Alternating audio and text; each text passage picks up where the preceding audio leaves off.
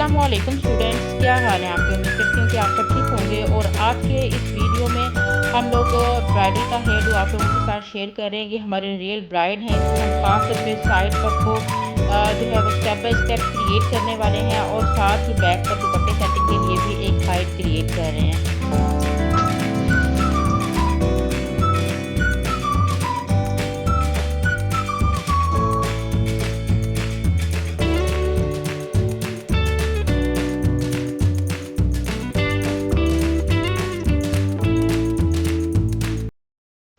और अब यहाँ हमने सारे बालों को पकड़ लेना है, ठीक है। और यहाँ पर रबड़ के साथ पोनी बनानी है और पोनी के बाद हमने डोनट यहाँ पर अप्लाई कर लेना है।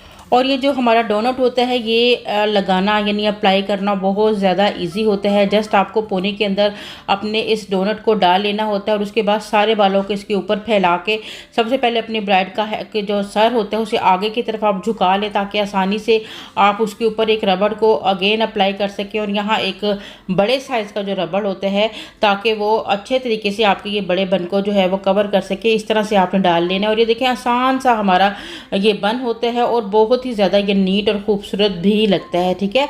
और जब आप ब्राइडल हेयर स्टाइल कर रहे होते हो और उसमें अगर बाल थोड़े हाईलाइट किए हुए होते हैं थोड़े गोल्डन ब्राउन कलर में तो वो बहुत ही ज़्यादा खूबसूरत लगते हैं, क्योंकि जितनी भी आपने लाइंस या वेरिएशन की होती है वो बहुत ही ज़्यादा खूबसूरती से नज़र आ रही होती है, ठीक है। अदरवाइज़ अगर ब्लैक बालों पर आप वर्किंग कर रहे होते हो तो ब्लैक बालों पर आप कितनी भी अच्छी स्टाइलिंग कर लो, जितने हाईलाइट किए हुए बालों के ऊपर स्टाइलिंग अच्छी लग रही होती है उतनी सिंपल बालों पर नहीं लग रही होती है, ठीक है। इसलिए हमारे पास जितनी भी ब्राइड्स होती हैं उनका ज़्यादातर फोकस यही होता है कि वो बालों को लाजमी से डाई करवाएं, जैसा कि इनका बाल डाई वाला है। और यहाँ पर हमने जो डोनट लगाया हुआ है उसे चारों तरफ पे हम इस तरह जूड़े वाले पिन से जो है वो टाइट कर देंगे। इस तरह के जूड़ा जो है वो ब्राइड को बहुत अच्छे लगते हैं।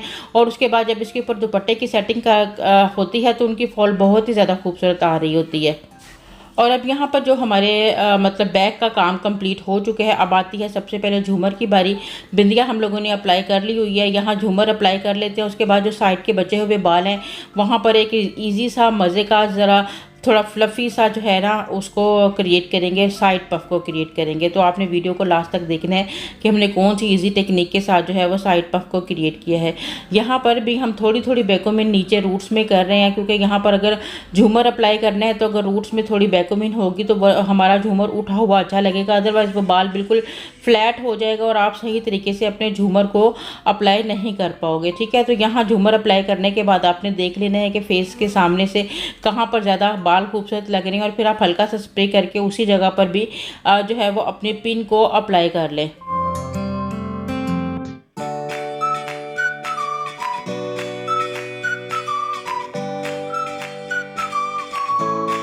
और अब आपने फ्रंट से देखना है कि आपकी जो झूमर की सेटिंग है वो कहाँ खूबसूरत लग रही है। कभी कभी ये होता है कि हमारा झूमर स्ट्रेट अच्छा लग रहा होता है, कभी कभी ये होता है कि झूमर तिरछा थोड़ा लगता है तब अच्छा लग रहा होता है। तो जहाँ पर आपका झूमर ज़्यादा खूबसूरत लग रहा होता है, अब ये देखें बिल्कुल फेस के सामने आया हुआ बहुत खूबसूरत लग रहा है, ठीक है। और अब हम थोड़ा सा बालों को हार्ड करने के लिए यहाँ पर जो है वो स्टेप बाई स्टेप थोड़ा जी कॉम, ये कॉम हमारा बहुत ज़्यादा हेल्प कर रहा होता है। इसकी मदद से आप आसानी से कई तरह की स्टाइलिंग या लाइन्स क्रिएट कर सकते हो और ज़रा भी मतलब कि आपको मुश्किल पेश नहीं आती है, ठीक है। इसमें यह है कि थोड़ी थोड़ी सी बालों में स्प्रे करनी है, लाइंस को थोड़ा सा विजिबल करना है और जस्ट पकड़ के आपने पिछली साइड पर अपने पिन जो होती है आपकी उसको अप्लाई कर देना होता है, ठीक है। ये सबसे आसान तरीका होता है जिस तरह जी कॉम की मदद से जो हम हेयर स्टाइल ब्राइड्स की कर रहे होते हैं, ठीक है।